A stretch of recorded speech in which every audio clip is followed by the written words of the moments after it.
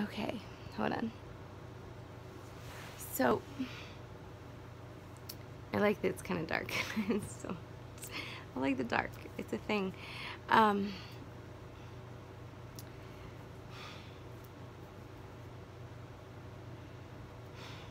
It's an incredibly emotional night. I don't know. I feel like I say that all the time. So this is what I'm going to do. It is.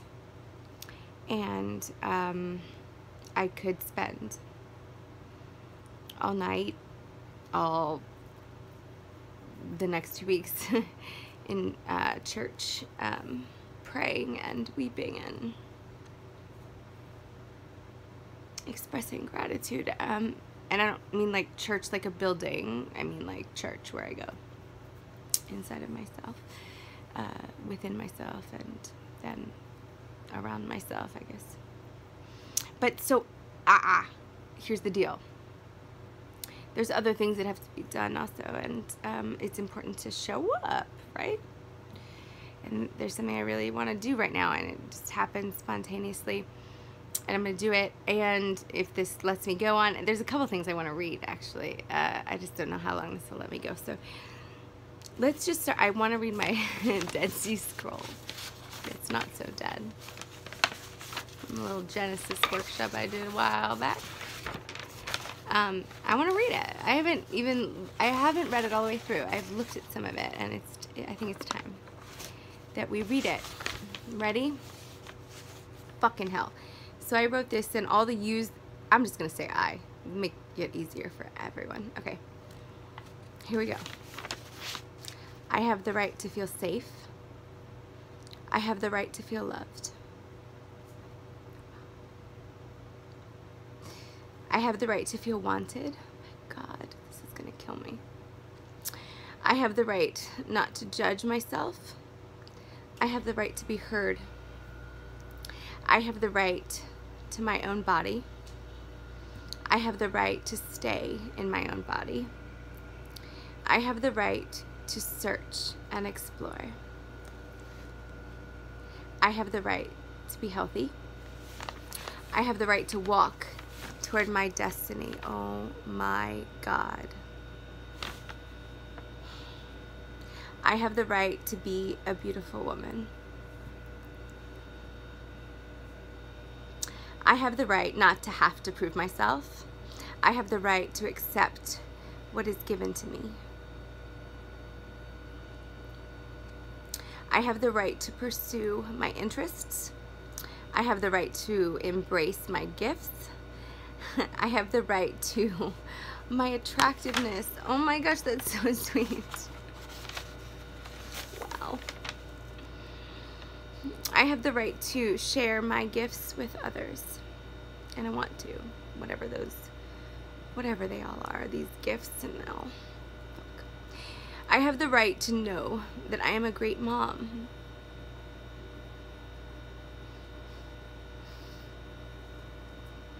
I have the right to enjoy my life.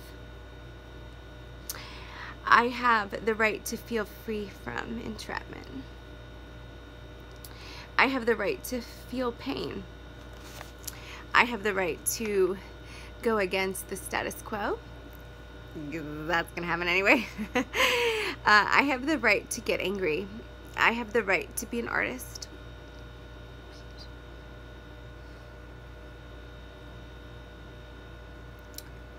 I have the right to be sad. I have the right to need help. Oh my gosh, I have the right to accept help. I have the right to help others. I have the right to let go of the struggle. I have the right to give love.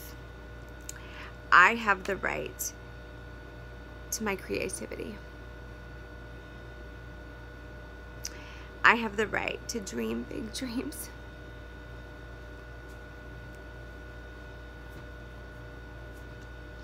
I have the right to be seen.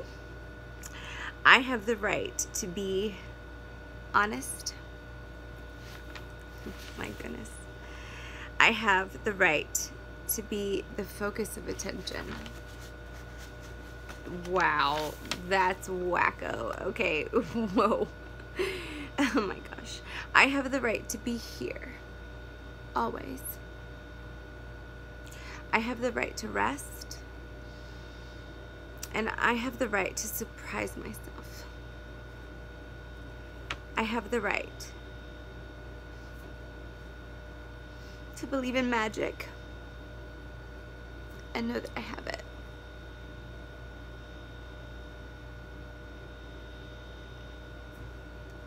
Genesis. Oh my gosh. I do believe in fairies. I do.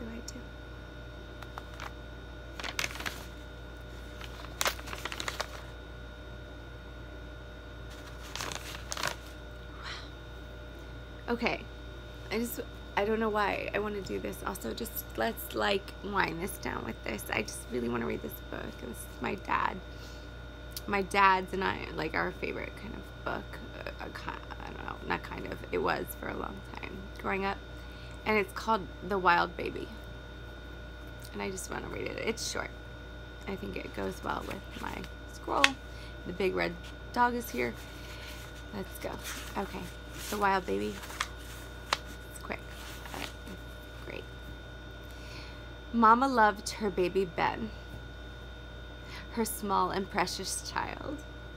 But he always disobeyed her. He was reckless, loud, and wild. He disappeared one morning when he should have been in bed. She found him sleeping soundly in the wooden clock instead. He crept into her room one night. She snored and didn't hear, and softly as the slyest cat, he climbed the chandelier. He dangled there until it broke. Wow. And then he hurried out as Mama woke. He fell into the toilet bowl. And so he had to shout, "Mama, hurry, help, I'm stuck. Mama, please get me out." Mama rushed in, terrified, and quickly pulled him back outside. He clambered up the kitchen sink and dove in for a swim. He broke a lot of dishes, and Mama really scolded him. "How come you never let me play?" he grumbled as he stormed away. He crawled into a big blue sack and left without a sound. Poor Mama hunted vainly, but baby Ben could not be found. But late that night, the big blue sack marched right into the hall. "Hello," said baby Ben, "I'm back." And she hugged him, sack and all. She took him out to get some air, but all at once,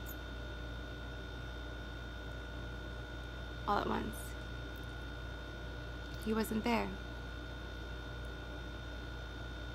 He shuddered as a car sped by, and Shirley was about to cry.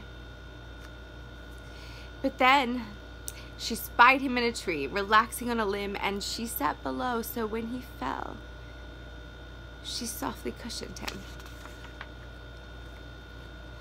Soon afterward, at lunchtime, Baby Ben grew very ill. He had spots and dots all over with a fever and a chill.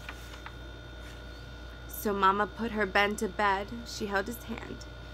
She stroked his head. She kissed his nose. She rubbed his ears. He soon was well, and she dried her tears. What happy noises then they made. As all that night they danced and played.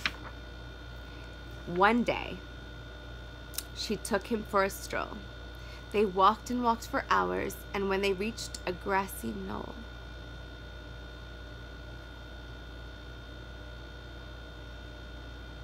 she stooped to gather flowers. But as she picked a small bouquet, he tiptoed off and he slipped away. When Mama saw he wasn't there, the tears streamed down her face. She wept and wept in great despair. He's gone without a trace. I'll never find him in the wood. My baby Ben is lost for good. Then suddenly out popped his head. A wolf just licked my face, he said. I licked him back, and he ran away. We won't see him again today. Mama broke into a smile and hugged him tightly for a while. She bundled home her baby Ben. Of course, he's since run off again. Wow. I love that I'm doing this and hoping that someone understands. It's amazing. The back says, who gets into lots of funny trouble? It's baby Ben, the naughtiest, silliest, wildest baby ever.